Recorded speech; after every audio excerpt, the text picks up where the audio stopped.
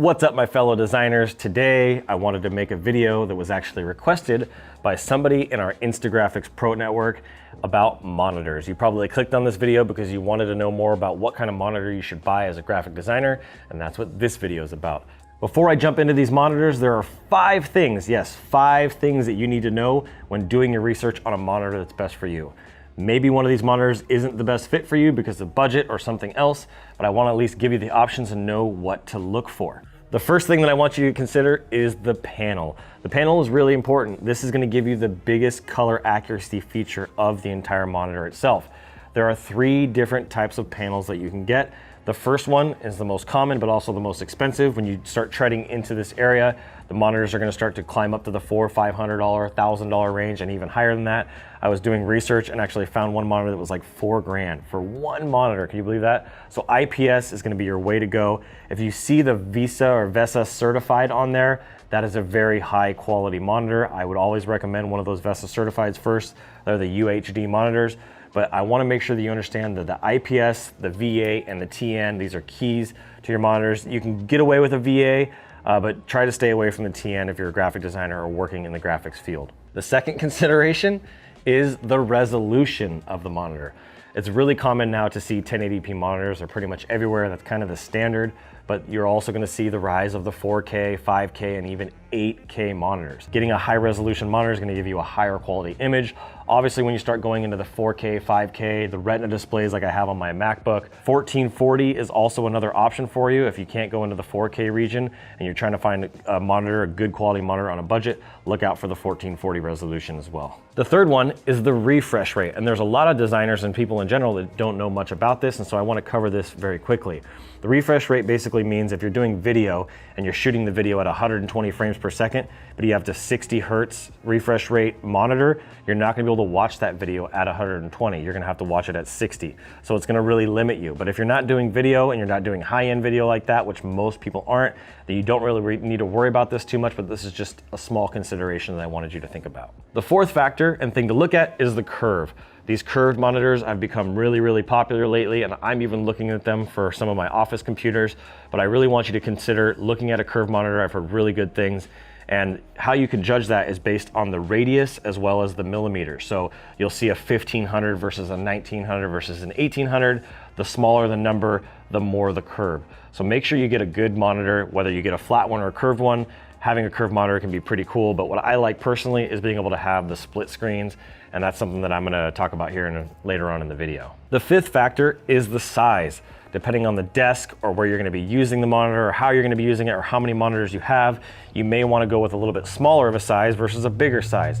The monitors that I have now are 25-inch wide screen monitors, and I really love the wide screens because they allow you to do split screens. And so I'm able to split my screen up to 4 screens on that, and I have them all stacked up on there, which is really cool. I can't do that on my MacBook, or I can't do that on other computers, but if you have the split screen on a bigger size like a widescreen computer, or a widescreen monitor, that's a really cool option. And so if you want to get multiple monitors, you can save some money, but make sure you get a more gaming style widescreen monitor if you're going to do that, because you want to have that good color accuracy, the IPS, and some of the other things I talked about. And the last factor that I want to cover for you before we jump over to the monitors themselves is the anti-screen tearing. This anti-screen tearing is actually something that I didn't even know existed. I've actually seen it happen. It's when you're moving across the screen and you're doing something really fast and you see the screen tearing, you see some of the lagging because it's having a hard time catching up. Well, one of the ways that you solve this is by getting an NVIDIA G-Sync or a AMD FreeSync. Those are the sync monitors that are going to help you with the anti-tearing, which is a really big deal, something that you should be considering, something that I now know that I wanted to share with you guys as well. So those are the 6 factors, and now I want to get into the 7 monitors that you should be considering if you're looking for a new monitor. All right, so let's jump into it. Monitor number 1 is the Asus ROG Swift PG27U. Q. That's a long name. The Asus, I'm actually going to read it here. The Asus ROG Swift PG27UQ, and I'll put the link down in the description as well. But this is the IPS monitor as well. It's a 27-inch monitor. It's a beautiful monitor. The resolution on that thing is 3840. by 2160. It's a 4K monitor, very, very high quality monitor. It's pretty expensive, but the refresh rate on that is 144 megahertz. You heard me talk about that. That's an important factor, and that's kind of where you want to be at the minimum. The thing about this monitor is it doesn't have a curve. It's not a curved monitor, it's just a flat monitor, and it does have the G-Sync anti-screen tearing. So that's a really important factor that I now know about that I want to make sure that you look at as well. And I think that this is the best 27-inch monitor without a budget. So if you're looking for a high-end, really high-quality monitor, I would definitely consider this one. And I compared some of the other Asus ROGs that were very similar to this, and this one was much more superior and kind of a newer monitor in general. Monitor number 2 is the Dell S2721QS. That is a mouthful. We're gonna put the descriptions down there because I can hardly say them, so I'm sure you're not gonna remember that, and you probably don't have a pen to write it down, which you should. Shame on you. I'm just kidding, no shame. But I want to make sure that you remember these and you actually take these down. So click the link in the description to check them out yourself. But this monitor is also an IPS.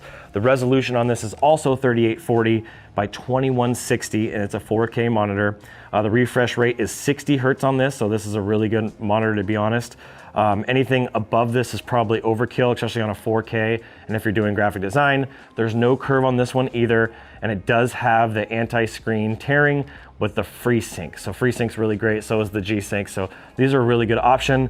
I think this is the best budget 4K monitor that you're gonna find for under 350 bucks. So if you're looking for a tight budget, this is a really good option for you. You kind of get good bang for your buck. Monitor number 3 is the LG 27UN850W. It just keeps getting longer, folks. That's why the descriptions are so important. But this monitor also has the IPS panel, 3840 by 2160. It's a 4K as well, 60 hertz, no curve, and has the anti-screen tearing with FreeSync as well. So this is a really great monitor I want you to consider.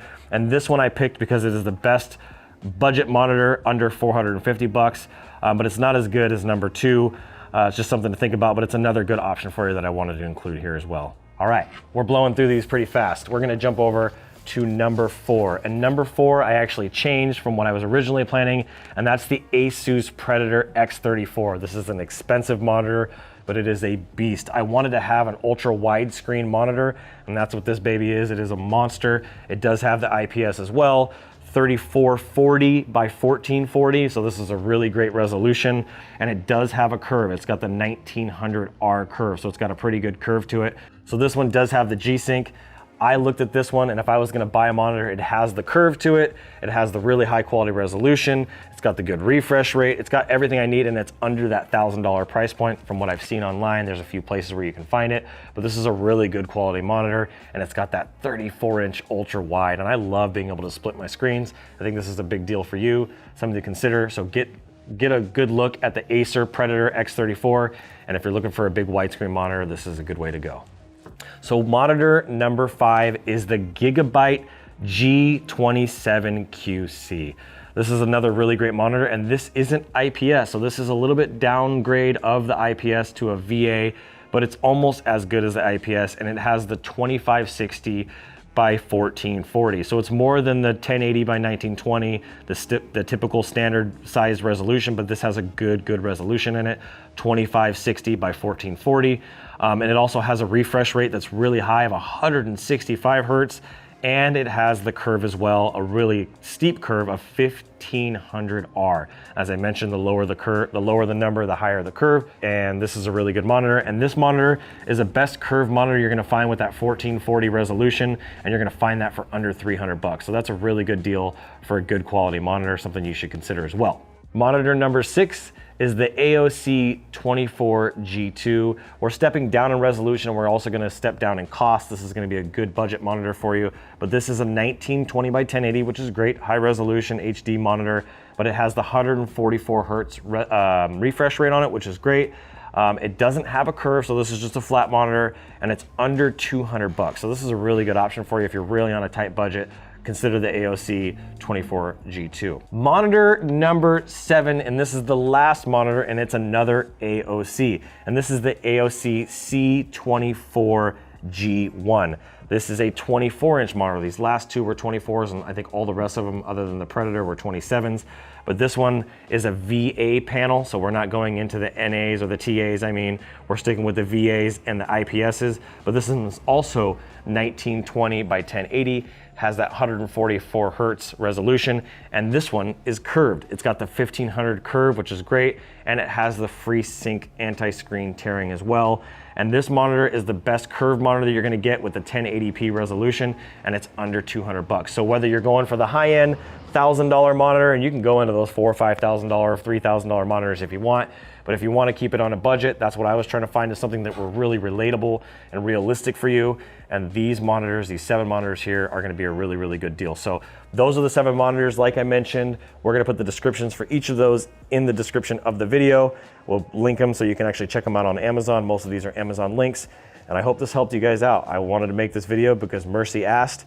She wanted to get a monitor, and that's what we're all about. If you want to actually get some help with your graphic design career, there's a specific area that you need help in, definitely jump into the Instagraphics Pro Network, join our community, join our tribe. We're doing some amazing things here, and it's growing every single day. But make sure you fill out all the questions, because I won't let you in. I want to make sure that we have the best of the best. So thank you guys so much for watching. Hope this video was helpful. I look forward to seeing you guys on the next one. I'm Adrian Boycell, and as always, keep looking up.